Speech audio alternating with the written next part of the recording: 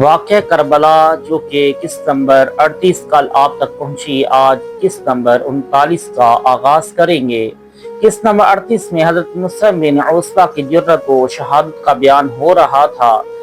اسے آگے لے کے چلتے ہیں۔ امام حسین علیہ السلام نے فرمایا، اے مسلم، ہمارے دوستوں کے گروہ سے تو نے اجل کا دروازہ پا لیا، اور وہ سب جو زندہ ہیں ان کا منتظر ہے۔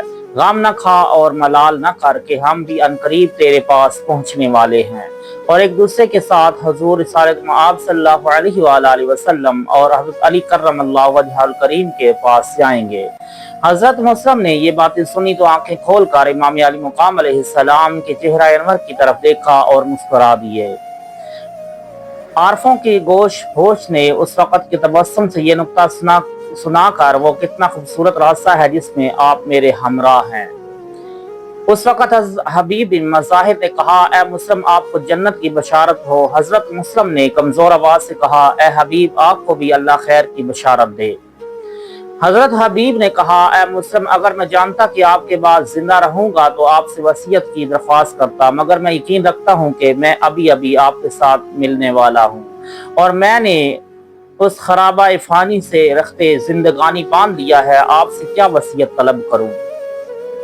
حضرت مسلم نے فرمایا، آپ کو میری یہ وصیت ہے کہ اہل شقاوت سے ہونے والی اس جنگ سے ہاتھ نہ اٹھائیں، بہادری اور شجاعت کا دقیقہ فروگزاشت نہ کریں، امام علی مقام علیہ السلام کے سامنے خوب تلوار چلائیں، یہاں تک کہ آپ شہزادہ کونین پر اپنی جان قربان کر دیں۔ حضرت حبیب نے فرمایا، رب کعبہ کی قسم، ایسا ہی کروں گا اور آپ کی اس وصیت کو بجا لاؤں گا۔ حضرت مسلم نے ان کے لیے دعا فرمائی اور حضرت امام علی مقام علیہ السلام کی طرف متوجہ ہوتے ہوئے عرض کی، میں جا رہا ہوں تاکہ آپ کے نانا جان صلی اللہ علیہ وآلہ وسلم اور آپ کے والد گرامی حضرت علی علیہ السلام کو آپ کی تشریف آوری کا مزہ سناؤں اور آپ کے قدوم میمنت لزوم سے آگاہ کروں۔ پھر انہوں نے آنکھیں بند کر لیں اور نقد جاں قابض ارواح کے سپرد کر دی، رضوان اللہ علیہ۔ روایت آئی ہے کہ جب حضرت مسلم بن عوصبہ زمین پر گرے تو ابن سعد کے لشکر سے آواز آئی، ہم نے مسلم بن عوصبہ کوسیہ کو قتل کر دیا ہے۔ یزیدی لشکر سے شیش بن ربعی نے ان کو گالیاں دیتے ہوئے کہا، تم ایسے شخص کے قتل ہونے کی خوشی کرتے ہو جس نے کفر اسلام کے مارکہ آذربائیجان میں متعدد مشرکین کو قتل کیا تھا۔ عجیب حالت ہے کہ شیش ان لوگوں کو مسلم کے قتل ہونے پر خوشی کرنے سے منع کرتا ہے، اور خود سبت ستوادہ رسول اور پسر پسندیدہ بطول کے قتل پر مسرت و شادمانی کا اظہار کرتا ہے۔ افسوس کہ ان لوگوں میں انصاف نہیں تھا۔ مجاہد کا بیٹا مجاہد۔ نور الائمہ میں روایت آئی ہے کہ حضرت مسلم کی شہادت کے بعد ان کا بیٹا روتے ہوئے میدان کی طرف چلا تو امام علی مقام علیہ السلام نے فرمایا، اے نوجوان، واپس آ جا، کیونکہ تیرا باپ شہید ہو چکا ہے، اور اگر تو بھی شہید ہو گیا تو تیری ماں زندہ نہیں رہے گی۔ بیٹے نے چاہا کہ واپس آ جائے تو اس کی ماں نے کہا، اے بیٹے، اگر تو بھی اس جنگ سے واپس آ گیا تو میں کبھی تجھ پر خوش نہ ہوں گی۔ بیٹا میدان جنگ کی طرف چل پڑا تو ان کی ماں ان کے پیچھے روانہ ہو گئی اور کہا، اے جانے مادر، پیاس سے نہ ڈرنا، کیونکہ تو اسی وقت ساقی کوثر کے ہاتھوں سے سیراب ہونے والا ہے۔ جوان میدان جنگ میں آیا اور دشمنوں کے 20 افراد کے سر تن سے اتارنے کے بعد زمین پر گر پڑا۔ اس کا کٹا ہوا سر اس کی ماں کے سامنے پھینکا گیا تو اس سوختہ دل نے بیٹے کا سر اٹھایا اور آفرین کہتے ہوئے اسے دیکھنے لگی۔ جس شخص نے بھی اس حال کا مظاہرہ کیا زار و قطار رونے لگا۔ بعد ازاں حضرت ہلال بن نافع بجلی میدان کی طرف نکلے، اگرچہ ان کا نام ہلال تھا مگر ان کا جمال بدر کی طرح درجہ کمال کو پہنچا ہوا تھا، اور ابھی ان کی شادی کو بہت ہی کم عرصہ ہوا تھا۔ جب انہوں نے جنگ کا ارادہ کیا تو ان کی دلہن نے ان کا دامن تھام کر کہا، میدان میں نہ جائیں، مبادا کہ آپ ہلاک ہو جائیں گے۔ ہلال نے کہا، اے بے وقوف، مجھ سے دور ہو جا، کیا میں دوسروں سے کمتر ہوں؟ میں نے امام علی مقام علیہ السلام کی خدمت میں قبر باندھی ہے تو کیا بے معنی دعویٰ کی بنا پر آپ کی خدمت کے ساتھ پیوستہ ہوں؟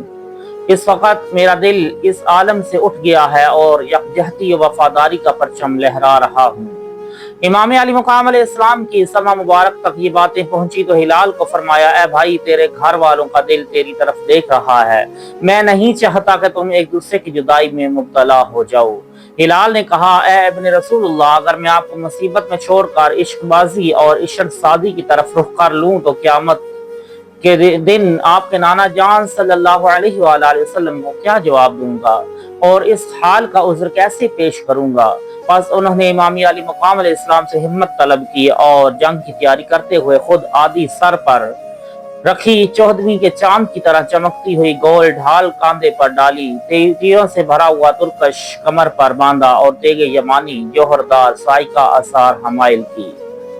हजरत हिलाल बिन नाफे ऐसे तीरंदाज थे जिनका इकाब सिफत तीर सवाए दुश्मन के जिगर के कुछ ना खाता था और तेज परों वाले तीर का शाहीन शिकार के वक्त सिवाय बदख्वाह के दिल के किसी चीज को शिकार ना करता था।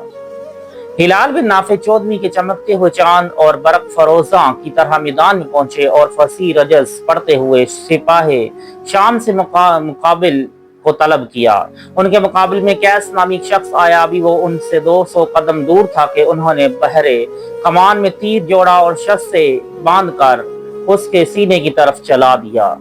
कैस ने ढाल को सामने करते हुए तीर को रोकना चाहा, मगर हिलाल का तीर ढाल को छीनते हुए उसके सीने से गुजरता हुआ पुश्त की पार हो गया, यहाँ तक कि उसका फल जमीन में गिर पड़ गया। इब्न साद के लश्कर हिलाल के तीर से डरने लगे और किसी ने भी उनके सामने आने की जुर्रत न की।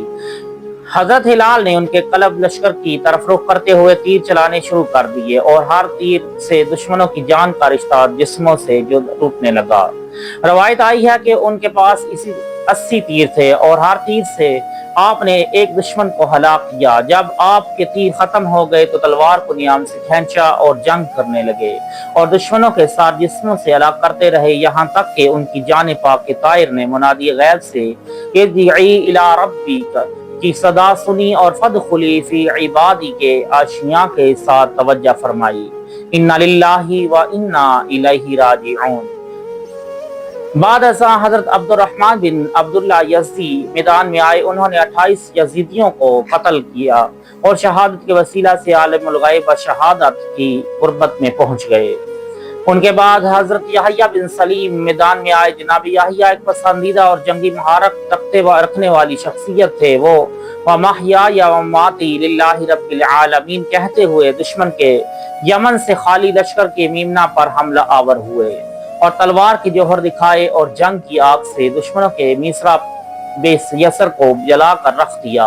आखिर अमर जनाब इब्न सलीम कल्ब सलीम के साथ मुकाम तस्लीम से खुदा बंदे कुद्दूस सलाम की इनायत से दारुस्सलाम में पहुंच गए। उनके बाद अब्दुर्रहमान बिन उरवा गफारी रजस कहते हुए मैदान में आए। उन्होंने जब मैदान का रुख किया और मुहारबा मुकाबला का परचम बुलंद किया तो एक ही साअत में दुश्मनों के 30 अफराद को मौत के घाट उतार दिया।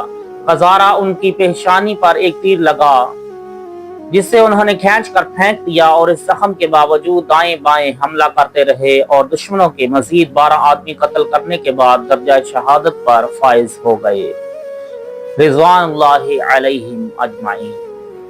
उनके बाद हजरत मालिक बिन अनस बिन मालिक ममलकत वलायत के मालिक हजरत इमाम अली मकाम अलैहिस्सलाम से इजाजत लेकर मैदान में आए और इब्न साद के सामने खड़े होकर फरमाया, ए उमर, अगर तेरे वालिद हजरत साद बिन वकास रज़ियल्लाहु तआला अन्हु जानते कि एक दिन तुझसे ये हरकत सरजद होगी तो अपने हाथों से तेरा सर कलम कर देते और तेरे नापाक वजूद की आर से दुनिया को बचा लेते।